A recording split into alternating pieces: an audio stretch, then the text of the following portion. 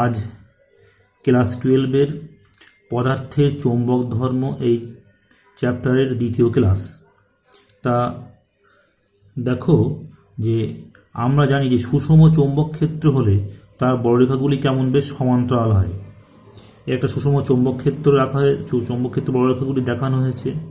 তা এই সুষম চৌম্বক ক্ষেত্রে যদি কোনো চৌম্বক পদার্থ মানে লোহা, কোবাল্ট, নিকেল কিংবা ইস্পাত এদেরকে রাখলে তাহলে সেটিতে চৌম্বক আবেশ ঘটে। তা এই চৌম্বক আবেশ বলতে আমরা কি বুঝি একটু পড়েছিলাম এর আগের ক্লাস 7-8-এর দিকে পড়েছিলাম যে একটা চুম্বক আছে, মনে করো নর্থ সাউথ চুম্বক। তা এই চুম্বকের গায়ে তুমি একটা লোহার বস্তু রাখো, লোহার বস্তু আকর্ষণ করছে। আবার এর গায়ে আবার একটা লোহার বস্তু রাখো, সে আকর্ষণ করছে। এর গায়ে একটা লোহার পেরেকটাকেও আকর্ষণ করছে। এর গায়ে একটা চুম্বক পদার্থটাও সে আকর্ষণ করছে। তাহলে এই যে চুম্বকের প্রভাবে কোনো চৌম্বক পদার্থ সাময়িক চুম্বকত্ব লাভ করলো, এই ঘটনার নাম ছিল চৌম্বক আবেশ। এটা কিন্তু ক্ষণস্থায়ী। যেই তুমি চুম্বকটা সরিয়ে নেবে তাহলে দেখবে যে এগুলো কিন্তু আর আর চুম্বক থাকলো না। তা এটাই ছিল চুম্বক আবেশ, মানে যেটা কোনো চুম্বকের প্রভাবে কোনো চৌম্বক পদার্থে সাময়িক চুম্বকত্ব লাভ করে। এই যে ঘটনা এর নাম ছিল চৌম্বক আবেশ। তা আমরা এখানে কি করছি, এই সুষম চৌম্বক ক্ষেত্রে কোনো একটা চৌম্বক পদার্থ রাখছি। তাহলে চুম্বকের একটা চৌম্বক ক্ষেত্র আছে, সেখানে একটা চৌম্বক পদার্থ রাখা হয়েছে। তাহলে কী হবে, সেটিতে কিন্তু এই চৌম্বক পদার্থে চৌম্বক আবেশ ঘটবে এবং সেটি সাময়িকভাবে চুম্বকে পরিণত হবে। তাহলে এই যে বড়রেখাগুলি ছিল, এই বড়রেখাগুলি কী হবে, সেক্ষেত্রে এই দেখা যাবে যে এরকম ছবির আকারটা এরকম হবে।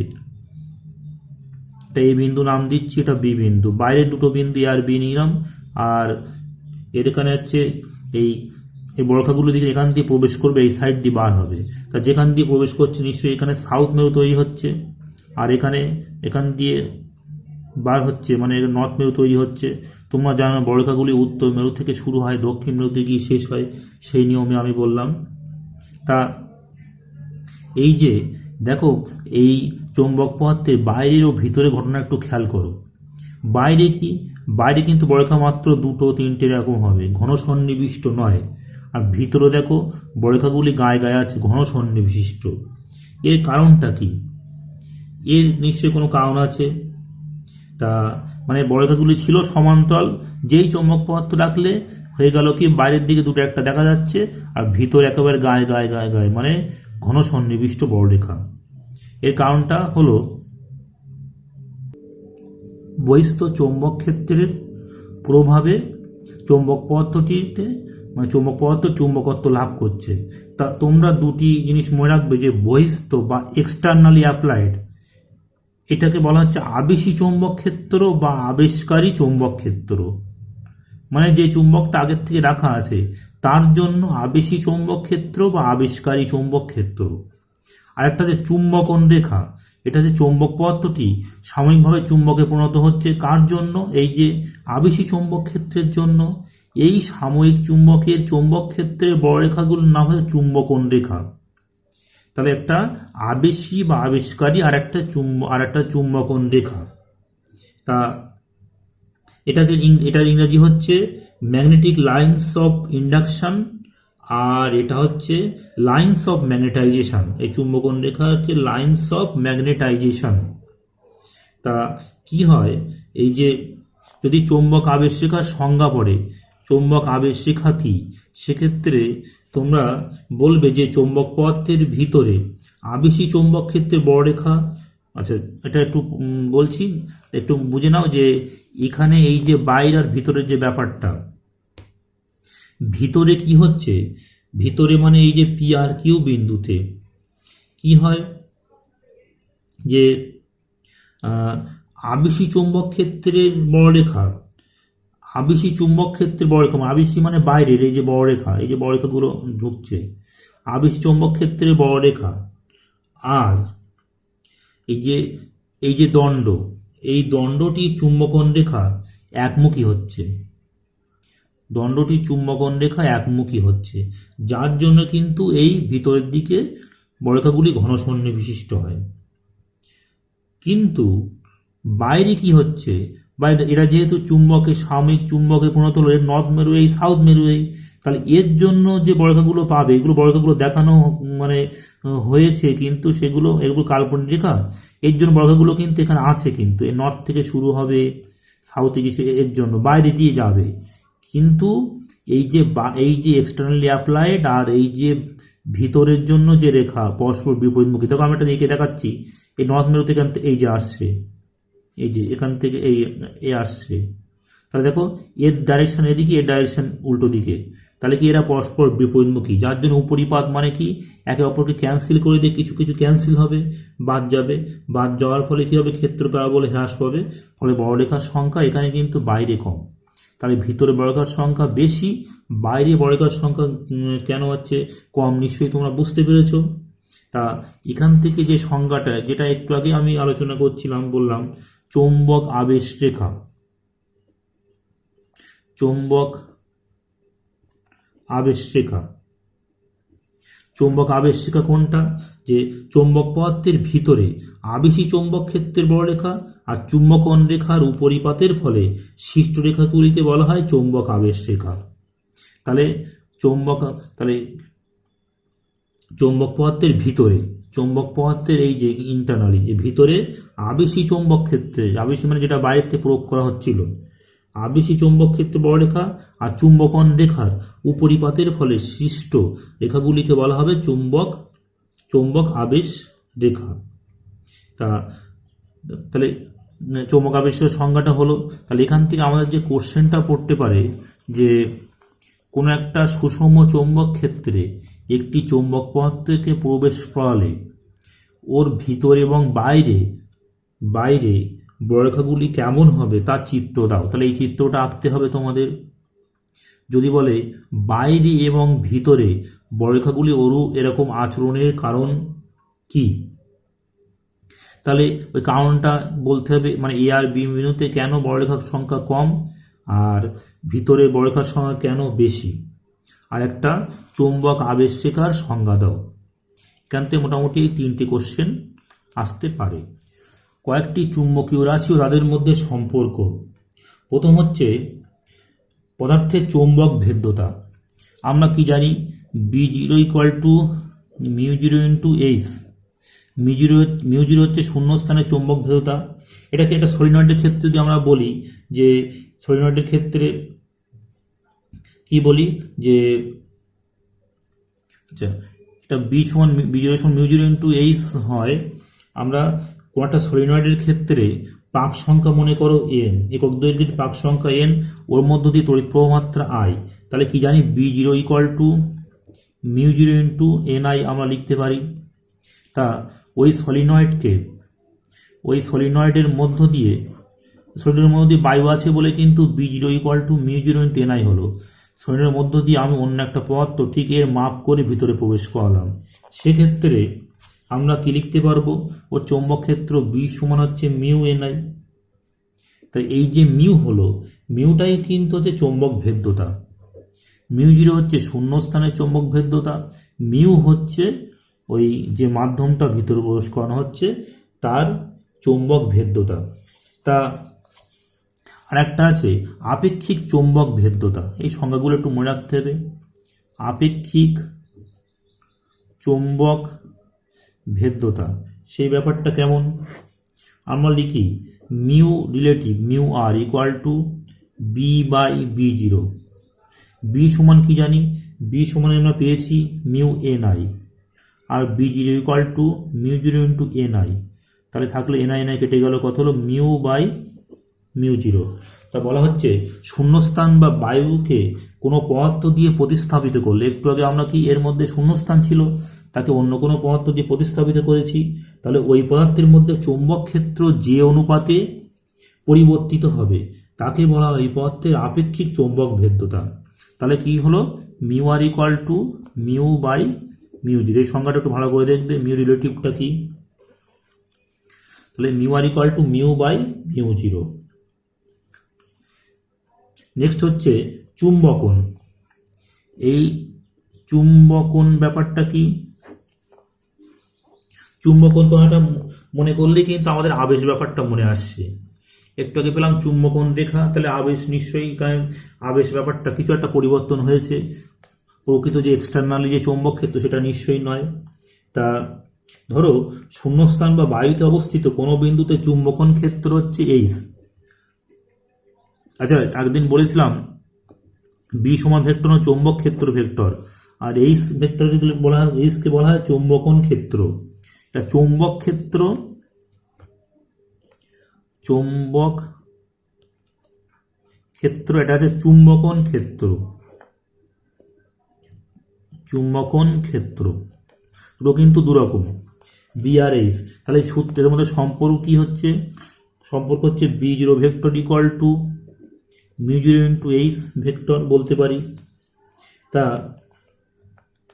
ওই শূন্যস্থান বা বায়ুর পরিবর্তে যদি আমরা কোনো একটা পদার্থ দিই, কোনো পদার্থ রাখি, তাহলে চুম্বকত্ব আবিষ্ট হবে।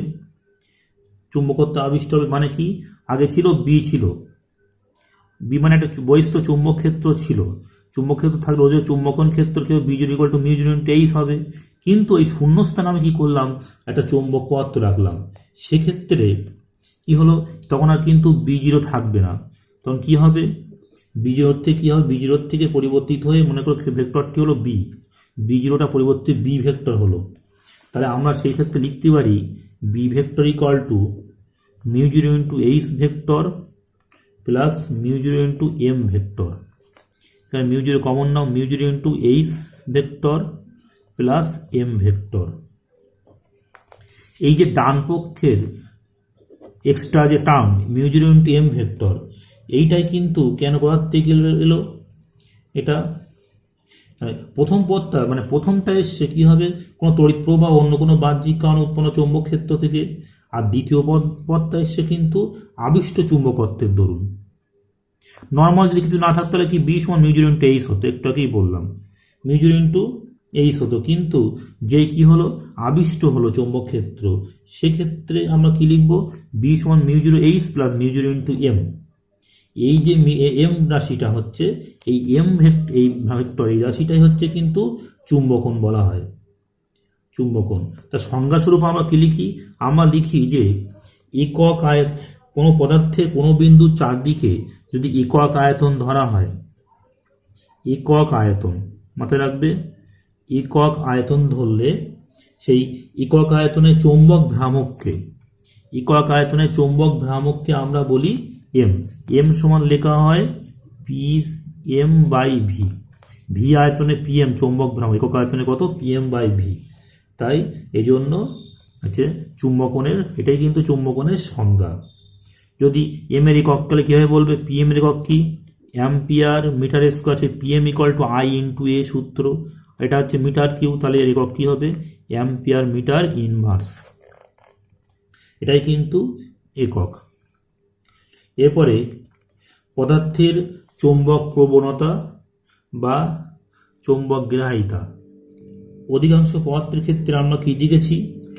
চুম্বকন হচ্ছে ওই মানে যে কোনো বিন্দুতে চুম্বকন ওই বিন্দুর চৌম্বক প্রাবল্যের সমানুপাতিক। That means M proportional to H, বা এম সমান আমরা লিখি কি? এই কাই ইন্টু এইচ, এটা কিন্তু কাই চিহ্ন, তোমাদের বইতে কে আছে, কে দিলেও হবে।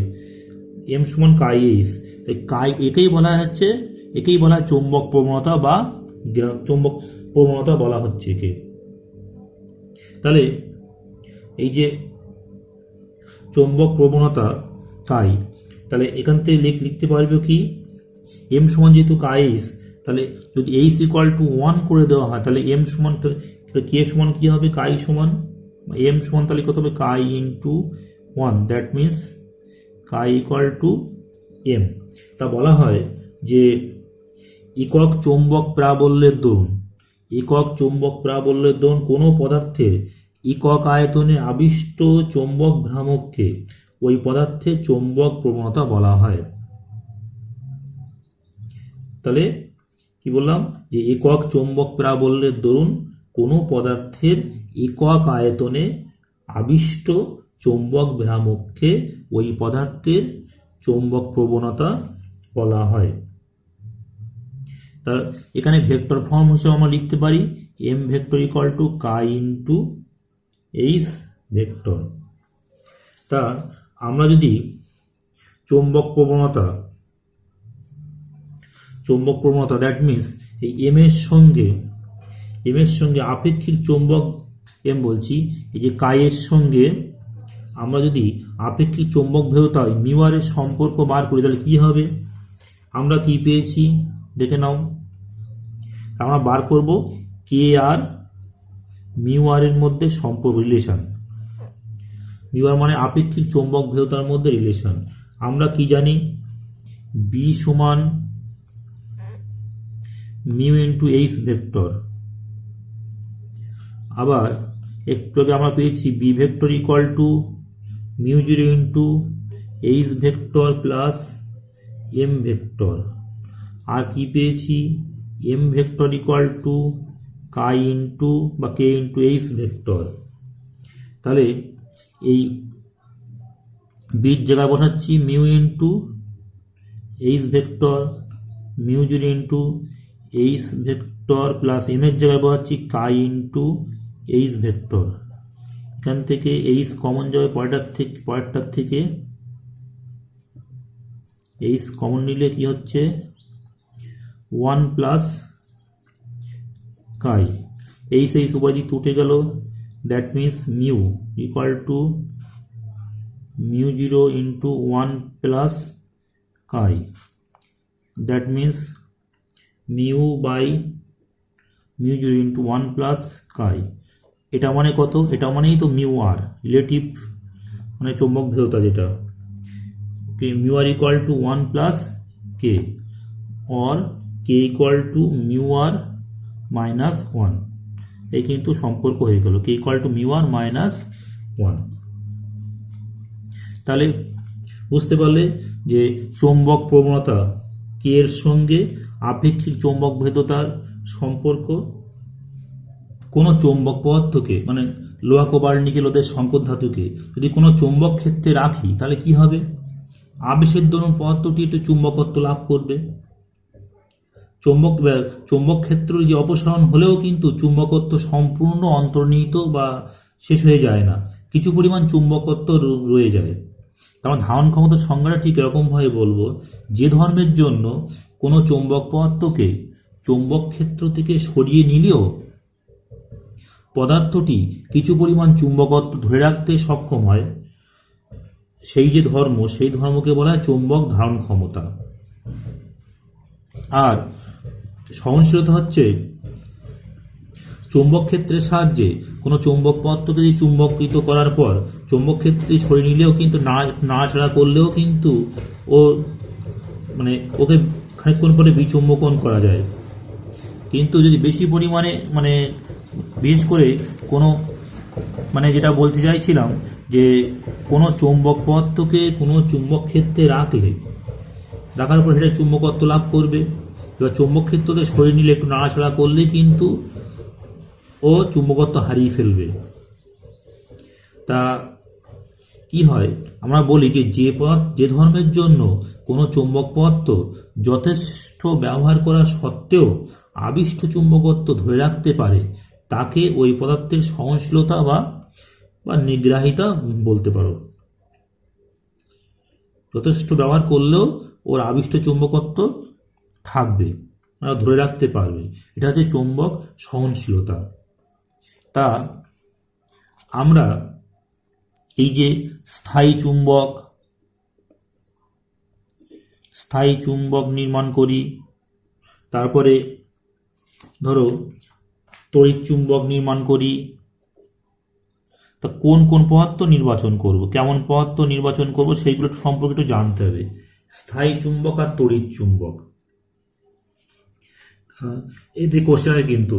তা স্থায়ী চুম্বক নির্মাণ করার জন্য এমন পদার্থ হওয়া উচিত যার ধারণ ক্ষমতা উচ্চমানের হতে হবে, উচ্চমানের।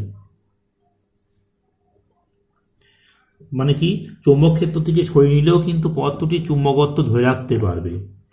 আর যে পদার্থটির কিন্তু সহনশীলতা উচ্চমানের হওয়া দরকার, যে ওর যথেষ্ট ব্যবহার করা সত্ত্বেও আবিষ্ট চুম্বক ধরে রাখতে পারে। চুম্বক ভেদ্যতা উচ্চমানের হওয়া দরকার। এই বৈশিষ্ট্যগুলো তোমরা বইতে দেখবে, সবই আছে। তা এক্ষেত্রে আমরা ব্যবহার করি কোনটা? ইস্পাত। ইস্পাত ব্যবহার করি। ইস্পাতের ক্ষেত্রে এই ধর্মগুলো আছে: ধারণ ক্ষমতা উচ্চমানের, সহনশীলতা উচ্চমানের, তারপরে চৌম্বক ভেদ্যতা উচ্চমানের। তাহলে সেক্ষেত্রে কোনটা ব্যবহার করি? ইস্পাত। আর তড়িৎ চুম্বক, তড়িৎ চুম্বক কি? কারেন্ট দিলে ও চুম্বকত্ব লাভ করে, কারেন্ট সরিয়ে নিলে কিন্তু ওর যাতে চুম্বক মানে করতে নষ্ট হয়ে এটা চেষ্টা করতে হবে। কোনো পদার্থের মধ্যে কারেন্ট পাঠালে মানে চুম্বক তৈরি হয়, তড়িৎ চুম্বক এই হিসাবে বলা হয়। তাহলে কারেন্ট সরিয়ে নিলে সঙ্গে সঙ্গে কিন্তু তড়িৎ প্রবাহ সরিয়ে নিলে সঙ্গে সঙ্গে চুম্বকত্ব হারিয়ে ফেলবে। তার মানে কি? ওর ধারণ ক্ষমতা কিন্তু নিম্নমানের হওয়া প্রয়োজন। তাহলে ধারণ ক্ষমতা নিম্নমানের হবে। এছাড়া কি? সহনশীলতাও কিন্তু কম হতে হবে। সেক্ষেত্রে আমরা ব্যবহার করি কি? কাঁচা লোহা। কাঁচা লোহার ক্ষেত্রে এই গুণগুলো আছে। তাই স্থায়ী চুম্বক নির্মাণে ইস্পাত, তড়িৎ চুম্বক নির্মাণে কাঁচা লোহা ব্যবহার করতে হবে। আর ট্রান্সফর্মার বা ডায়নামোর কোর নির্মাণে সেক্ষেত্রে কী ব্যবহার করি? আমরা নরম লোহা ব্যবহার করি। তাহলে এখানে কোশ্চেন পড়তে পারে যে স্থায়ী চুম্বক, তড়িৎ চুম্বক, ডায়নামোর কোর বা ট্রান্সফরমারের কোর নির্মাণে কোন কোন পদার্থ কেন ব্যবহার করবে। তাহলে এটা বুঝতে পেরেছ। নেক্সট, বিজ্ঞানী মাইকেল ফ্যারাডে তিনি কি করেছিলেন? যে বহিস্থ চুম্বক ক্ষেত্রে কোনো চৌম্বক পদার্থ মানে যে কোনো পদার্থ রাখলে সে কেমন আচরণ করবে তার উপরে ভিত্তি করে তিনি পদার্থকে 3টি শ্রেণীতে ভাগ করেছিলেন। 1 নম্বর হচ্ছে পরাচৌম্বক, 2 নম্বর তিরস্চৌম্বক, 3 নম্বর হচ্ছে অয়স্চৌম্বক। পরা, তিরস্চৌম্বক আর অয়স্চৌম্বক। এরা বলা হয় প্যারাম্যাগনেটিক, এটা ডায়াম্যাগনেটিক ম্যাটেরিয়ালস, এটা হচ্ছে ফেরোম্যাগনেটিক ম্যাটেরিয়ালস। তা প্রথমে আসা যাক পরাচৌম্বক পদার্থে।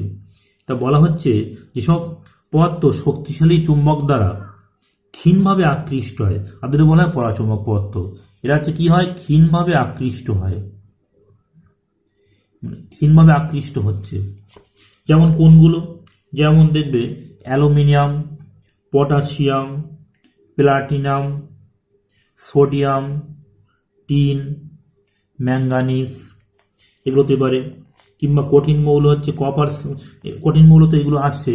এছাড়া কপার সালফেট আছে, ফেরিক ক্লোরাইড আছে, অক্সিজেন আছে, বায়ু আছে প্রভৃতি। এরা হচ্ছে পরাচৌম্বক পদার্থের উদাহরণ। এরকম কোশ্চেন পড়ে যে একটি গ্যাসীয় পরাচৌম্বকের উদাহরণ দাও, কি বলবে? অক্সিজেন কিংবা বায়ু বলতে পারো। যদি বলে একটি ধাতব লবণের উদাহরণ দাও যেটি পরাচৌম্বক পদার্থ, বলতে কপার সালফেট, ফেরিক ক্লোরাইড এইগুলি। আর দেখা যাচ্ছে যে এই পরাচৌম্বক পদার্থকে কী হবে, যে কোনো বহিস্থ চুম্বক ক্ষেত্রের মধ্যে রাখলে বরেখাগুলি কিন্তু সামান্যভাবে বেঁকে যাবে, ওর মধ্য দিয়ে সামান্যভাবে বেঁকে যায়। তা এই যে যদি পরাচৌম্বক পদার্থকে উত্তপ্ত করলে চৌম্বক প্রবণতা আর চৌম্বক ভেদ্যতা উভয়ই কিন্তু হ্রাস পায়। তা আমরা এই যে এরপরে 20-22 সূত্র পড়ব। যে আমরা কি জানি যে এই কাই সমান K/ρ। আর এই যে বলা হয় যে পরাচৌম্বক পদার্থের প্রতি একক ভরের চৌম্বক প্রবণতা কাই সমান হচ্ছে K/ρ। রো হচ্ছে ঘনত্ব, এটা পরম তাপমাত্রার সঙ্গে সঙ্গে ব্যস্ত অনুপাতে পরিবর্তিত, তাই লেখা হয় কাই সমান হচ্ছে C/T। তা এটা কিন্তু 20 সূত্র। আর পরীক্ষা দ্বারা দেখা গেছে যে কেবলমাত্র পরাচৌম্বক মানে এইগুলি কিন্তু পরাচৌম্বক গ্যাসের ক্ষেত্রে প্রযোজ্য। পরাচৌম্বক কঠিন পদার্থের ক্ষেত্রে 20 সূত্র কেমন হবে সেটা একটু জেনে নাও। কাই সমান হচ্ছে C/T - θ। কাই সমান, এই সূত্রটা মনে রাখবে, কাই সমান C/T - θ। থিটা একটা বিশেষ তাপমাত্রা, যে তাপমাত্রায় পরাচৌম্বক পদার্থের 20 তাপমাত্রা বলা হয়। টি হচ্ছে পরম স্কেলের তাপমাত্রা, আর সি হচ্ছে একটা ধ্রুবক, আর কাই হচ্ছে তোমার চৌম্বক প্রবণতা। নেক্সট হচ্ছে তিরস্চুম্বক পদার্থ। তিরস্চুম্বক পদার্থ হচ্ছে যেসব পদার্থ শক্তিশালী চুম্বক দ্বারা ক্ষীণভাবে বিকর্ষিত হয়, এরা কিন্তু বিকর্ষিত হয়, ক্ষীণভাবে বিকর্ষিত হচ্ছে। তাহলে চুম্বক ক্ষেত্রে রাখলে এরা ক্ষীণভাবে বিকর্ষিত হবে। সেগুলো কি কি? সেগুলি হচ্ছে তোমার অ্যান্টিমনি আছে, অ্যান্টিমনি, বিসমাথ, দস্তা, তামা, রূপো, সোনা, সীসা, পারদ, জল, হাইড্রোজেন। যদি কোশ্চেন পড়ে যে অয়স্চুম্বক, পরাচুম্বক, তিরস্চুম্বক পদার্থের মধ্যে জল কোনটা পড়ে, তা জল হবে তিরস্চুম্বক পদার্থ, হাইড্রোজেন ও তিরস্চুম্বক পদার্থ। এছাড়া অ্যান্টিমনি, বিসমাথ, দস্তা, এইগুলি হচ্ছে সোনা, রূপ, সীসা, পারদ, এরা হচ্ছে প্রত্যেকে তিরস্চুম্বক পদার্থ। তা তিরস্চুম্বক পদার্থ কোনো বহিস্থ চৌম্বক ক্ষেত্রের মধ্যে রাখলে বর্গাগুলো কিন্তু এড়িয়ে যাওয়ার চেষ্টা করবে, বর্গাগুলোর মধ্যে না ঢোকার চেষ্টা করবে। আর এই যে গেল, এরপর হচ্ছে অয়স্চুম্বক পদার্থ। অয়স্চুম্বক পদার্থ হচ্ছে লোহা, কোবাল্ট, নিকেল, লোহা আছে, কোবাল্ট আছে, নিকেল, তারপরে আছে গ্যাডোলিনিয়াম বলে একটা ধাতু আছে, কিংবা ডিসপ্রোজিয়াম।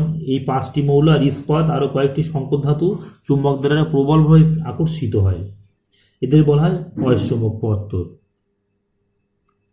তা এই যে বলা হয় যে সংকর তাপমাত্রায় অয়স্চুম্বক পদার্থ পরাচুম্বক পদার্থে রূপান্তরিত হয় তাকে বলা হয় 20 বিন্দু তাপমাত্রা। কোশ্চেন পড়ে যে 20 বিন্দু তাপমাত্রা কি, তাহলে কি যে সংকর তাপমাত্রায় অয়স্চুম্বক পদার্থ পরাচুম্বক পদার্থে পরিণত হয়। তো অনেক সময় ভুল লেখো, এটা ভুল বলতে কি লেখো, লেখো যে তাপমাত্রায় চুম্বকের চুম্বকত্ব নষ্ট হয়ে যায়, এটা কিন্তু ভুল। বলবে যে সংকর তাপমাত্রায় কোনো অয়স্চুম্বক পদার্থ পরাচুম্বক পদার্থে রূপান্তরিত হয় তাকে বলা হয় 20 বিন্দু তাপমাত্রা। তা আমরা যদি তাহলে পরাচুম্বক, তিরস্চুম্বক, অয়স্চুম্বক এই 3 প্রকার পদার্থের মধ্যে পার্থক্য পরীক্ষায় কিন্তু প্রায় আসে। তাহলে একটু আগে প্রথমে বলেছি কি, এরা চুম্বক দ্বারা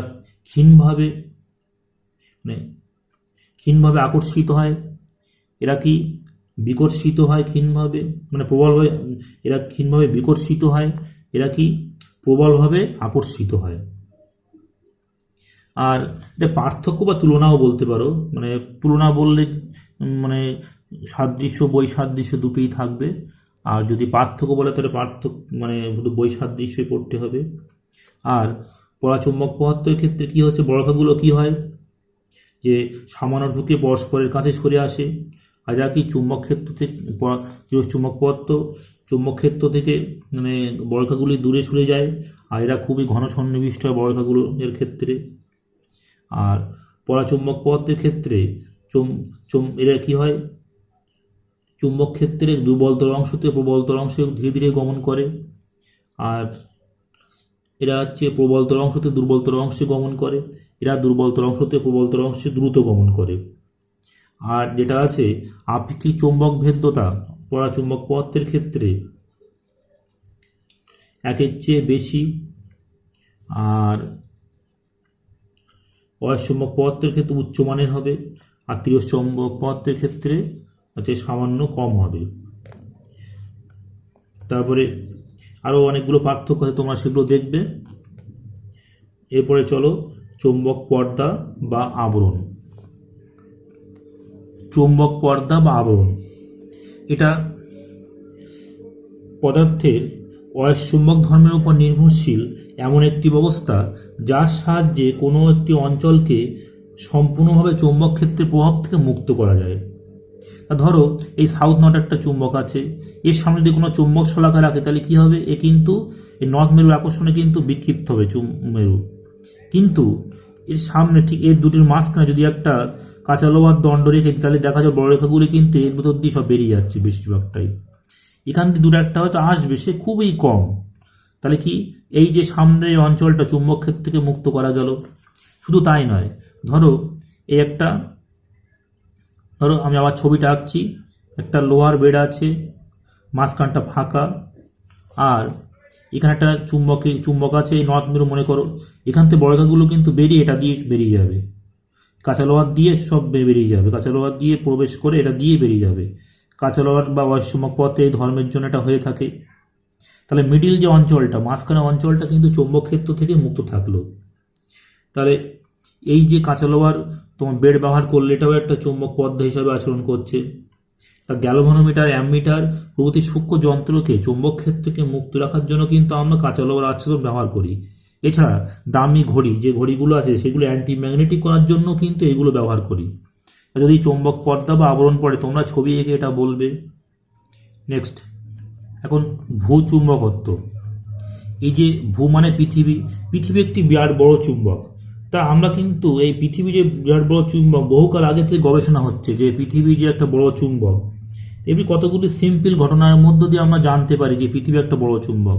কি সিম্পল ঘটনাটা কি? তুমি একটা দণ্ড চুম্বক নিয়ে মাঝখান দিয়ে সুতো দিয়ে বেঁধে ঝুলিয়ে দিলে, দিয়ে ঘুর দিলে, এটা কিন্তু ঘুরতে ঘুরতে ঘুরতে ঘুরতে একসময় নর্থ সাউথ মুখী করে দাঁড়াবে। তাহলে এই নর্থ সাউথ মুখী করে দাঁড়ালো কেন? ও তো অন্যদিকে যে কোনো দিকে ঘুরে দাঁড়াতে পারতো। তাহলে এখানে নর্থের দিকে এই মেরুটা, সাউথের দিকে এই মেরুটা এরকম করে দিক নির্দেশ করছে।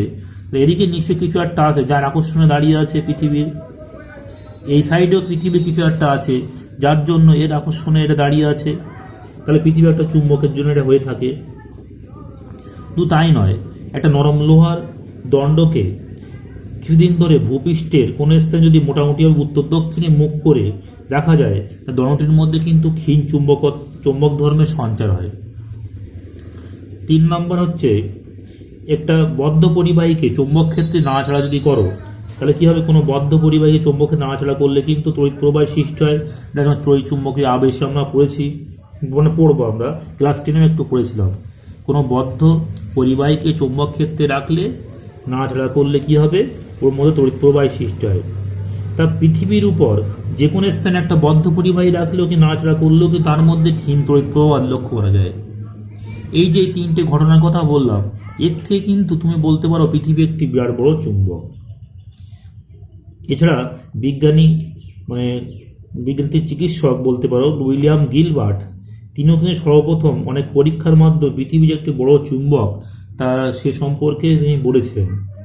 তা পৃথিবী যদি চুম্বক হয় তাহলে নিশ্চয়ই দুটো মেরু থাকবে ওর।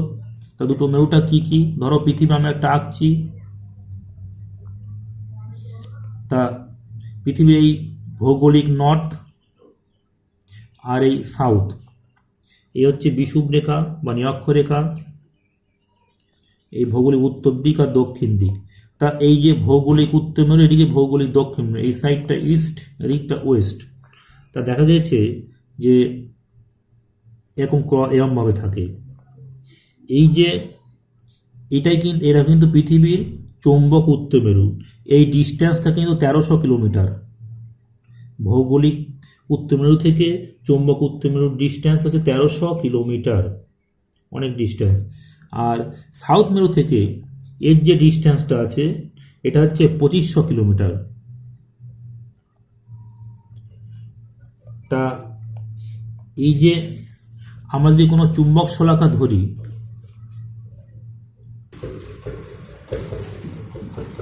চুম্বক শলাকার উত্তর মেরু যেদিকে মুখ করে থাকবে তাকে আমরা বলি উত্তর সন্ধানী মেরু বা উত্তর মেরু। আর যে মেরু দক্ষিণ দিকে মুখ করে থাকবে তাকে দক্ষিণ সন্ধানকারী মেরু বা দক্ষিণ মেরু বলে। তোমরা একটু খেয়াল করো, উত্তরকে সন্ধান করছে, তার মানে এদিকে কিন্তু পৃথিবীর উত্তর মেরু আছে, তার এটা কিন্তু অ্যাকচুয়ালি সাউথ মেরু। এটা মজার বিষয়, এটা কিন্তু চুম্বক শলাকা সাউথ মেরু বলতে পারো প্রকৃত অর্থে। আর সাউথকে সন্ধান করছে মানে এটা কিন্তু সাউথকে, এদিকে সাউথ মেরু, পৃথিবীর সাউথ মেরু আছে, এটা কিন্তু অ্যাকচুয়ালি নর্থ মেরু চুম্বক শলাকার। তা উত্তর মেরুকে আমরা নীল মেরু বলি, দক্ষিণ মেরুকে অনেক সময় আমরা লাল মেরু বলে থাকি। এখন তোমাদের পড়তে হবে ভূচুম্বকত্বের উপাদানগুলি, মানে ভূচুম্বকত্বের উপাদান বা মূল যে রাশিগুলি। ভূচুম্বকত্বের উপাদান।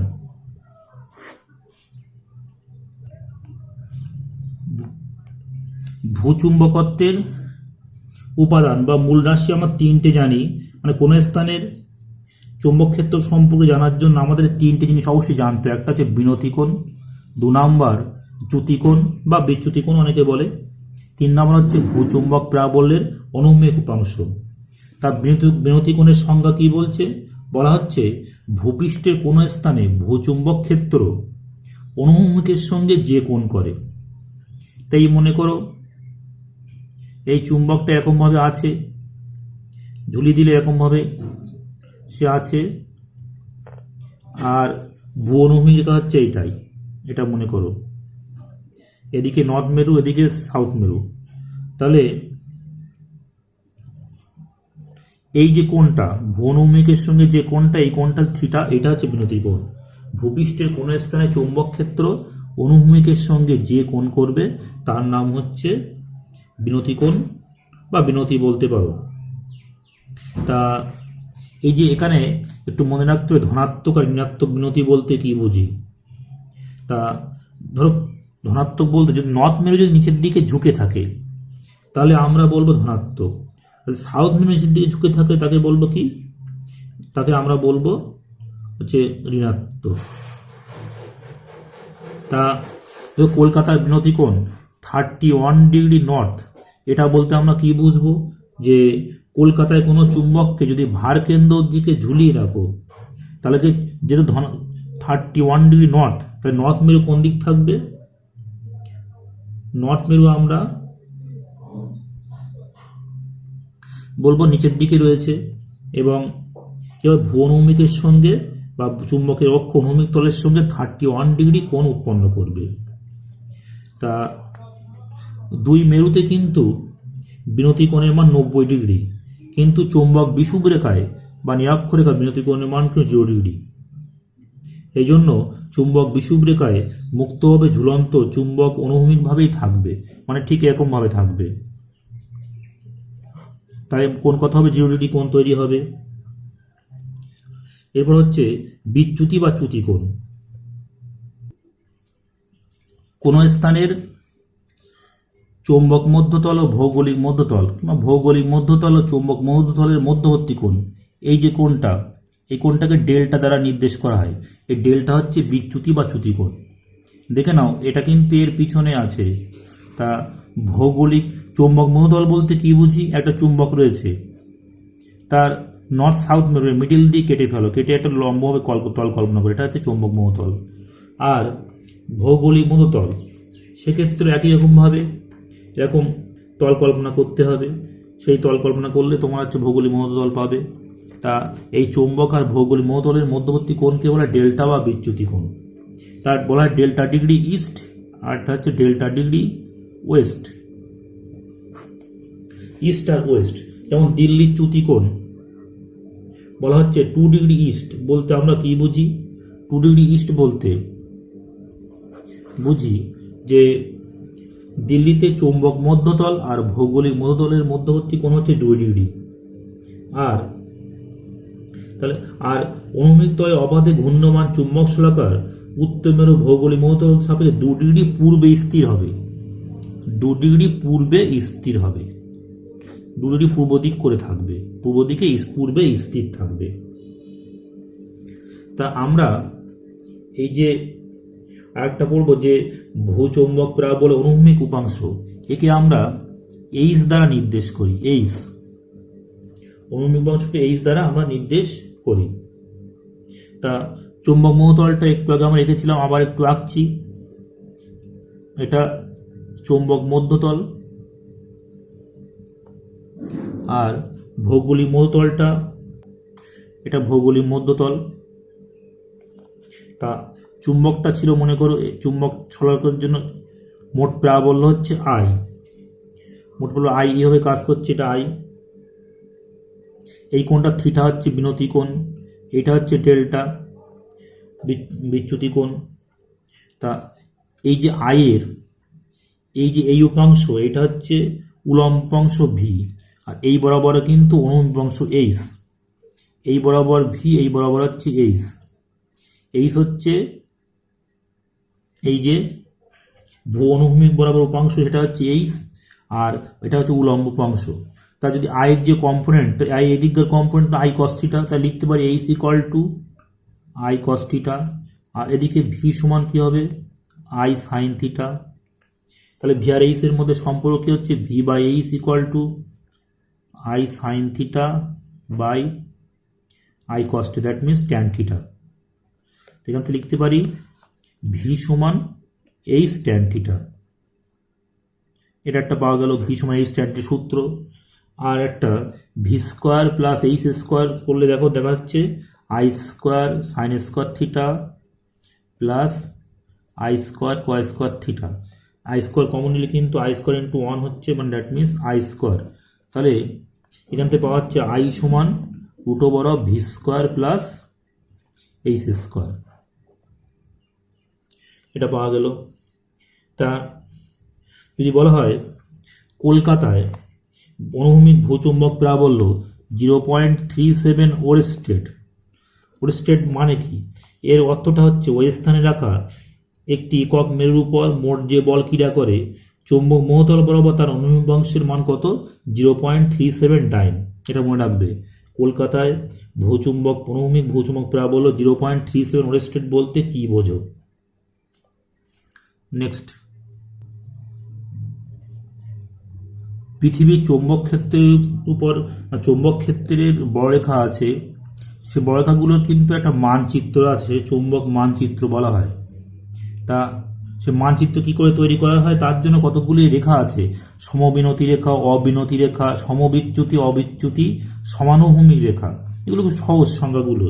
সমবিনতি রেখা কোনগুলো? ভূপৃষ্ঠের যেসব স্থানে বিনতি কোণ সমান সেই সব স্থানকে যোগ করলে যে রেখা পাবে। খুব সহজ সংজ্ঞা। যেখানে যেখানে বিনতি কোণ সমান সেগুলো যোগ করে দাও, যে রেখা পাবে তার নাম সমবিনতি। আর যেসব স্থানে বিনতি কোণ শূন্য সেইগুলি যোগ করে যে রেখা পাবে তার নাম অবিনতি রেখা। সমবিচ্যুতি রেখা কোনগুলি? ভূপৃষ্ঠের যেসব স্থানে বিচ্যুতির মান সমান সেইগুলি যোগ করলে যে রেখা পাবে। আর অবিচ্যুতি যেসব স্থানে বিচ্যুতি শূন্য সেই সব স্থানকে যোগ করলে যে রেখা পাবে তার নাম অবিচ্যুতি রেখা। আর সমানুভূমিক রেখা কোনগুলি? ভূপৃষ্ঠে যেসব স্থানে ভূচুম্বক ক্ষেত্রে অনুভূমিক উপাংশ সমান সেসব স্থানকে যোগ করলে যে রেখা পাবে তার নাম হচ্ছে সমানুভূমিক রেখা, বা একে সমবল রেখাও বলা হয়। আমরা কিন্তু ভূগোলে ঠিক এই টাইপের রেখা আমরা করেছিলাম, সেই তোমরা ক্লাস 10 বোধহয় তোমরা করেছো। সে যাক, এইগুলো তোমরা দেখো, খুবই সহজ ব্যাপার। তা এই যে ভূচুম্বক ক্ষেত্রে উপাদান সমূহ, মানে থিটা, তারপরে থিটা মানে বিনতি কোণ, বিচ্যুতি কোণ, সেইগুলো কিন্তু মাঝে মধ্যে চেঞ্জ হয়। তা কখনো কখনো পৃথিবী পৃষ্ঠের বিশাল অংশ জুড়ে ভূচুম্বক ক্ষেত্রে এই যে উপাদানগুলির হঠাৎ তীব্র পরিবর্তন লক্ষ্য করা যায়। এই যে পরিবর্তন বা এই ঘটনা, একে বলা হয় চৌম্বক ঝঞ্ঝা।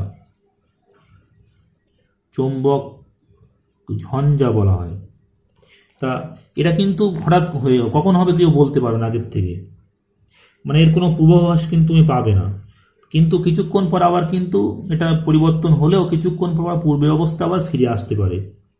এগুলো কখন হয়? ভূমিকম্প, আগ্নেয়গিরি, অগ্নুৎপাত, মেরুজ্যোতি, বিশাল সৌরকলঙ্ক হলে সেগুলো এই চৌম্বক ঝঞ্ঝা কিন্তু সৃষ্টি হতে পারে। তা এই চৌম্বক ঝঞ্ঝা হলে কী হবে? দূরদর্শন, বেতার, টেলিফোন, টেলিগ্রাফ ইত্যাদি প্রভৃতি কার্য কিন্তু সাময়িকভাবে বিঘ্নিত হয়। তা এইটা দেখবে, এটা চৌম্বক ঝঞ্ঝা কি, এর ফলে কি সমস্যা হয়। নেক্সট চলো, আমরা জানি পৃথিবী একটি বিরাট বড় চুম্বক। সে পৃথিবীর চৌম্বক ক্ষেত্রে নর্থ সাউথ একটা দণ্ডচুম্বক রয়েছে। তাই চুম্বকের জন্য একটা বড় রেখা হবে, আর পৃথিবীর জন্য একটা বড় রেখা হবে, অনেকগুলো বড় রেখা হবে। তা এই দুই বা ততোধিক চৌম্বক ক্ষেত্রে উপরিপাতনের ফলে কী হবে? চৌম্বক ক্ষেত্রে একটা বিন্দু হবে, যে বিন্দুতে লব্ধি প্রাবল্য শূন্য হবে, সেই বিন্দুকে বলা উদাসীন বিন্দু। তা যদি উত্তরমুখী করে থাকে তাহলে সেক্ষেত্রে বড় রেখার চিত্র অঙ্কন করতে হবে এবং উদাসীন বিন্দু নির্ণয় করতে হবে। তাহলে এই দণ্ডচুম্বকের বড়গুলো কি হবে? উত্তর থেকে শুরু হবে, উত্তর থেকে শুরু হয়, সাউথে গিয়ে শেষ হয়। আমি আঁকছি, দেখো, এই হলো দণ্ডচুম্বকের বড় রেখা। উত্তর মেরু থেকে শুরু হয়, দক্ষিণ মেরুতে গিয়ে শেষ হয়। দুটি বড় রেখা কিন্তু কখনো পরস্পরকে ছেদ করে না, এগুলো মাথায় রাখবে। তুমি ছবি আঁকার সময় দুটো বড় রেখা ছেদ করে দিলে ওখানে কিন্তু শূন্য। এই যে বড় রেখাগুলো এখানে এরকম আছে,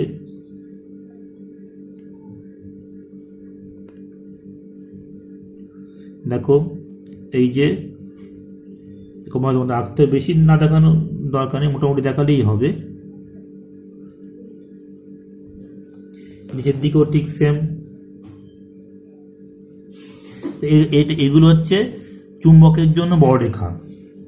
তাহলে চুম্বকের বড়রেখা উত্তর থেকে শুরু হয়, সাউথে গিয়ে শেষ হয়। দেখো সাউথ দিয়ে প্রবেশ করছে, এরকম ব্যাপারটা। আর চুম্বকের যে বড়রেখা, মানে পৃথিবী একটা বড় চুম্বক, পৃথিবীর চুম্বকের জন্য বড়রেখাগুলো কেমন হবে সেই ছবিটা, পৃথিবীর বড়রেখাগুলো সাউথ থেকে নর্থের দিকে। তোমার মনে রাখবে, এই একটা বড়রেখা আঁকলাম, একটা বড়রেখা, তিনটে করে আঁকা যায়, এই বড়রেখা আছে, এদিকেও ঠিক সেম।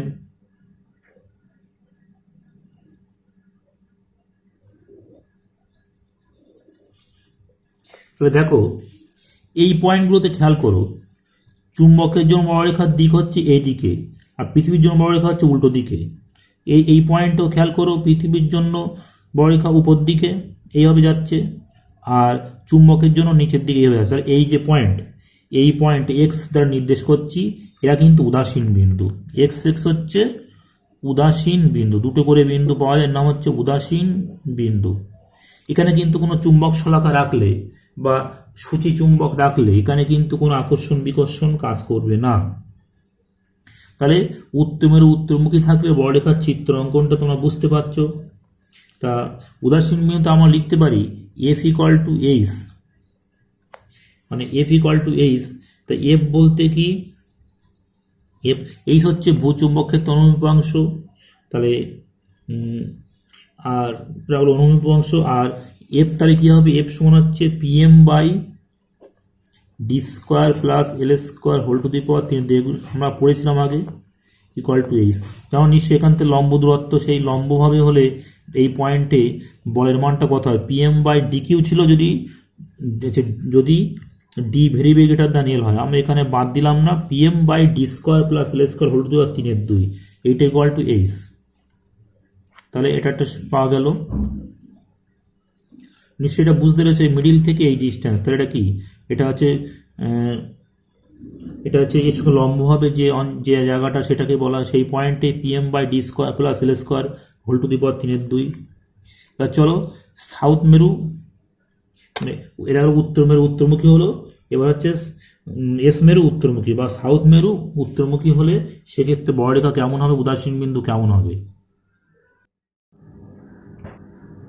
পৃথিবীর জন্য বড়রেখাগুলো উপর দিকে আর এই চুম্বকের বড়রেখাগুলো নিচের দিকে এইভাবে আসছে, মানে অনেকটা। তাহলে এই উপরে যাচ্ছে, নিচের দিকে এরকমভাবে অনেকটা। তাহলে এই জায়গাগুলোতে কোনো এইভাবে আসে, তাহলে এই জায়গাগুলোতে কী হবে, কোনো আকর্ষণ বিকর্ষণ বল কাজ করবে না। ঠিক সেমভাবে নিচের দিকেও খেয়াল করো, এরমভাবে উঠে যাচ্ছে, এরমভাবে উপর দিকে উঠেছে, আর এরমভাবে কিন্তু এরকম ঠিক সেম অনেকটাই কাজ করছে এই যে। তাহলে এই এক্স, এই দুটো অঞ্চল এখানে আর এই যে দু জায়গায়, এখানে কিন্তু কোনো আকর্ষণ বিকর্ষণ বল কাজ করবে না। এই বিন্দু কিন্তু লব্ধি চৌম্বক প্রাবল এখানে শূন্য, এই জন্য এখানে বলা হচ্ছে উদাসীন বিন্দু। তাহলে এই যে উদাসীন বিন্দু তোমরা বুঝতে পারলে, এর জন্য কি হবে, আমরা কি লিখতে পারি, যে এটা কিন্তু প্রান্ত বা অক্ষস্থিত অবস্থান, সেই সব এফ ইকুয়াল টু যদি এইচ ধরা হয়, তাহলে এটা সূত্র কী ছিল, 2pm into D by D square minus L square whole square equal to H হবে। এই তাহলে বুঝতে পারলে কি করে বড়রেখার চিত্র অঙ্কন করতে হয়। তাহলে এই চ্যাপ্টার মোটামুটি শেষ হলো। নেক্সট ডে আমি তোমাদের প্রবলেম করাবো, তোমরা একটু এগুলো দেখো। আজকের মতো ক্লাস তাহলে এখানেই শেষ করলাম। সকলে ভালো থাকবে, সুস্থ থাকবে।